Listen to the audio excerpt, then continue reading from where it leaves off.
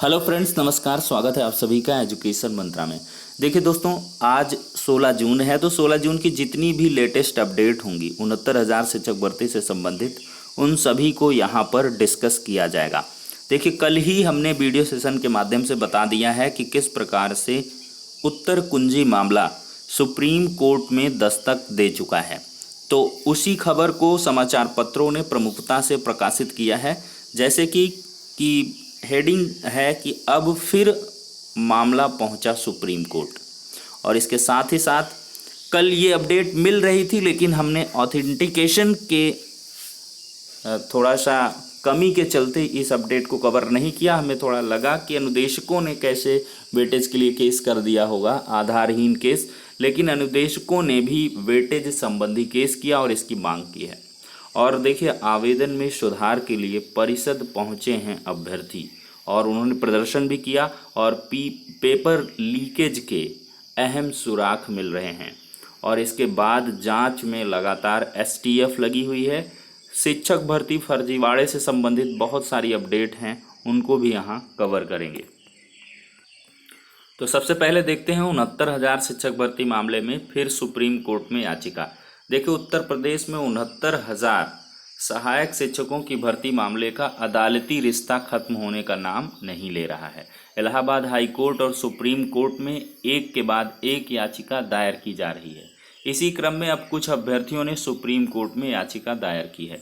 अमिता त्रिपाठी और ऋषभ मिश्रा ने शिक्षक भर्ती परीक्षा में कई विवादित प्रश्नों के मामले को लेकर लखनऊ की खंडपीठ द्वारा दिए गए फैसले के खिलाफ सुप्रीम कोर्ट में विशेष अनुमति याचिका यानी कि एसएलपी दायर की है। इससे पहले शनिवार को उत्तर प्रदेश सरकार ने सुप्रीम कोर्ट में आवेदन दाखिल कर उस आदेश में बदलाव की गुहार लगाई है, जिसमें 69,000 सहायक शिक्षक भर्ती में से करीब 37,000 भर्ती पर रोक लगा दी गई है। बताया जा रहा है कि ये 37,000 परीक्षार्थी शिक्षा मित्र हैं, जिन्होंने इस परीक्षा में 40 से 45% अंक प्राप्त किया है। हालांकि सरकार का कहना है कि इसकी संख्या कम है। सरकार ने सभी 69,000 पदों पर भर्ती करने की इजाज़त मांगी है। अब देखते हैं अनुदेशकों वाला मैटर। देखिए दोस्तों, 69,000 सहायक अध्यापक भर्ती में प्रदेश के परिषदीय विद्यालयों में पढ़ा रहे अनुदेशकों ने भी 2.5 अंक प्रतिवर्ष के हिसाब से भारांक यानी कि वेटेज नंबर देने की मांग की है।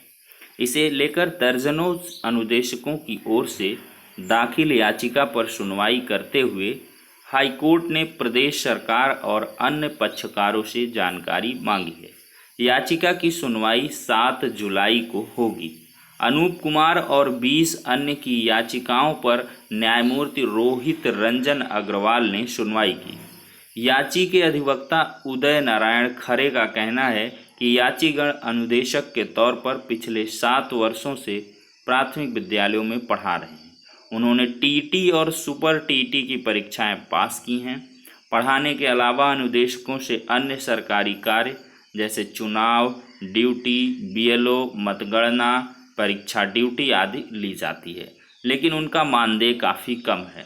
जब वह स्कूल में पूरे समय काम करते हैं तो सरकार ने सुपर टीटी पास शिक्षा मित्रों को 2.5 अंक का भारांक देने का निर्णय लिया है। अनुदेशकों को भी अलग नज़रिए से देखना भेदभावपूर्ण है और उनके संवैधानिक अधिकारों का हनन है। ये सीधे से खारिज होनी है याचिका दोस्तों, क्योंकि इसमें क्या है कि जो वेटेज मिल रहा है वो राज्य सरकार खुद से नहीं दे रही है। ये सुप्रीम कोर्ट के निर्देशानुसार आनंद कुमार यादव वाले जजमेंट के अकॉर्डिंग दी जा रही है। तो इसमें बहुत ज़्यादा परिणाम आएंगे, हमें संभावना नहीं है। याचिका निष्प्रभावी रहेगी, इसमें वेटेज वगैरह का लाभ नहीं दिया जाएगा। देखिए दोस्तों, अब अगली अपडेट है, भर्तियों को लेकर चुप नहीं बैठेगा युवा। देखिए, कांग्रेस महासचिव प्रियंका गांधी वाड्रा ने यूपी में शिक्षा विभाग की अनियमितता को लेकर फिर ट्वीट किया है। उन्होंने कहा है कि अब युवाओं ने ठान लिया है कि वे चुप नहीं बैठेंगे।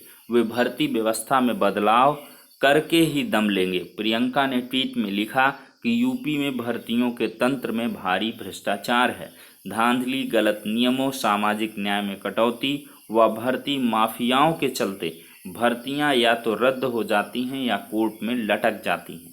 उन्होंने युवाओं का आह्वान करते हुए हैशटैग दिया कि बोलेगा यूपी का युवा। देखिए दोस्तों, अगली अपडेट है, सरगना के मददगारों की तलाश में दबिश, नहीं मिल सका सुराग। शिक्षक भर्ती गिरोह फरार चल रहे चंद्रमा, मायापति समेत 4 पर पुलिस की नज़र। देखिए, शिक्षक भर्ती पास कराने वाले गिरोह के सरगना केएल पटेल के फरार साथियों की तलाश में ताबड़तोड़ दबिश जारी है। एसटीएफ टीम प्रतापगढ़, भदोही, जौनपुर के साथ ही शहर में भी कई जगहों पर सुरागरसी एक नया वर्ड में है, सुरागरसी में लगी है। लेकिन टीटी मामले में जेल भेजे गए चंद्रमा यादव, सरगना के साथी मायावती समेत 3 आरोपियों का सुराग नहीं मिला है। फिलहाल एसटीएफ अपनी नज़र इन्हीं पर की है। शिक्षक भर्ती परीक्षा पास कराने वाले गिरोह के सरगना केएल पटेल का खास साथी मायापति धर्मेंद्र उर्फ आलोक व दुर्गेश अब तक पकड़े नहीं जा सके हैं। अब तक की जांच में यह ही सामने आया है कि भदोही निवासी मायापति व उसका भाई रुद्रपति ही कैंडिडेट जुटाने का काम करते थे। साथ ही लेन देन का पूरा हिसाब भी मायापति ही रखता था। उसके पकड़े जाने पर कई अहम राजों का खुलासा होने की बात कही जा रही है। लेकिन सोराव पुलिस के बाद अब वह एसटीएफ को भी लगातार चकमा देने में कामयाब हो रहा है। उधर मिर्जापुर निवासी धर्मेंद्र व प्रतापगढ़ निवासी दुर्गेश को पकड़ने में भी एसटीएफ नाकाम रही है। हालांकि तीनों की तलाश में दबिश का सिलसिला सोमवार को भी जारी रहा। एसटीएफ टीम के सदस्य प्रतापगढ़, भदोही, मिर्जापुर में भी सुरागरसी में लगे हैं।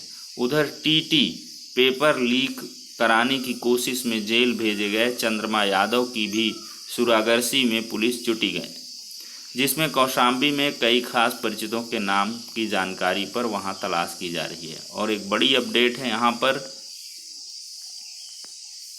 आईपीएस अमिताभ ठाकुर का दावा, एसटीएफ को दिए साक्ष्य। देखिए, आईपीएस अफसर अमिताभ ठाकुर ने 69,000 शिक्षक भर्ती में धांधली मामले की जांच में जुटी एसटीएफ को कई महत्वपूर्ण साक्ष्य देने का दावा किया है। उन्होंने कहा है कि इनमें अभिलेखों के साथ ही ऑडियो वीडियो भी शामिल है। उन्होंने बताया कि सोमवार को उन्होंने एसटीएफ प्रयागराज के एडिशनल एसपी नीरज पांडे से फ़ोन पर वार्ता करके बताया कि उनके पास शिक्षक भर्ती से जुड़े कई साक्ष्य उपलब्ध हैं। फ़ोन पर हुई वार्ता के आधार पर उन्होंने एसटीएफ को तमाम अभिलेख, टिप्पणी, ऑडियो वीडियो रिकॉर्डिंग भेजे। उनका दावा है कि इनमें परीक्षा के पेपर लीक होने से संबंधित साक्ष्य, परीक्षा के पेपर लीक होने के संबंध में पूर्व में पंजीकृत एफआईआर के विवरण तथा परीक्षा के पेपर लीक करने तथा अन्य अनियमितताओं में सम्मिलित लोगों के नाम शामिल हैं। उनका दावा है कि एसटीएफ को उन परीक्षा केंद्रों के नाम भी दे दिए गए हैं जिनमें धांधली हुई है। इसके अलावा कई महत्वपूर्ण साक्ष्य दिए गए।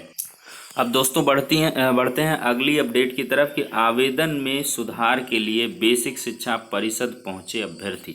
देखिए, परिषदीय विद्यालयों में 69,000 शिक्षक भर्ती के आवेदन में भूल सुधारने की मांग को लेकर सोमवार को बड़ी संख्या में शिक्षक भर्ती के अभ्यर्थी बेसिक शिक्षा परिषद कार्यालय पहुंचे। परिषद कार्यालय पहुंचे अभ्यर्थियों ने आवेदन में पूर्णांक एवं प्राप्तांक भर दिया था।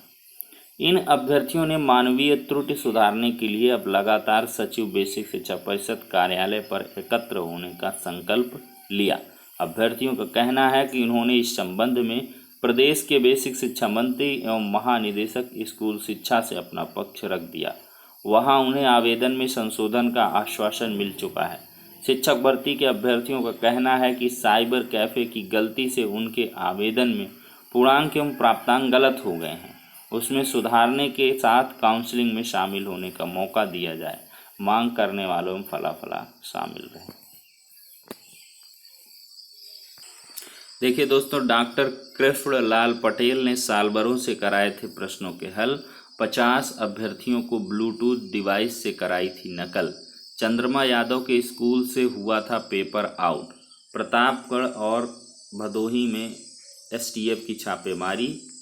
और ये वही लगभग चीज़ें हैं। देखिए, इसमें यही कहा गया 69,000 शिक्षक भर्ती में वांछित स्कूल प्रबंधक चंद्रमा यादव ने अपने स्कूल से ही पेपर आउट कराया था। सूत्रों के मुताबिक एसटीएफ की अब तक की जांच से पता चला है कि इसके बाद डॉक्टर कृष्णलाल पटेल ने साल्वर गैंग से पेपर को हल कराया और फिर 50 अभ्यर्थियों को नकल करवाई गई। इस फर्जीवाड़ा का खुलासा होने के बाद स्कूल प्रबंधक चंद्रमा यादव की तलाश में एसटीएफ लगी है, उन पर इनाम भी घोषित करने जा रही है।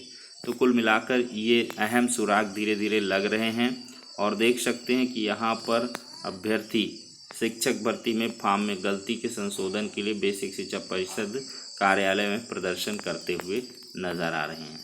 तो कुल मिलाकर ये सारी की सारी अपडेट्स हैं दोस्तों, जो 69,000 शिक्षक भर्ती से संबंधित हैं।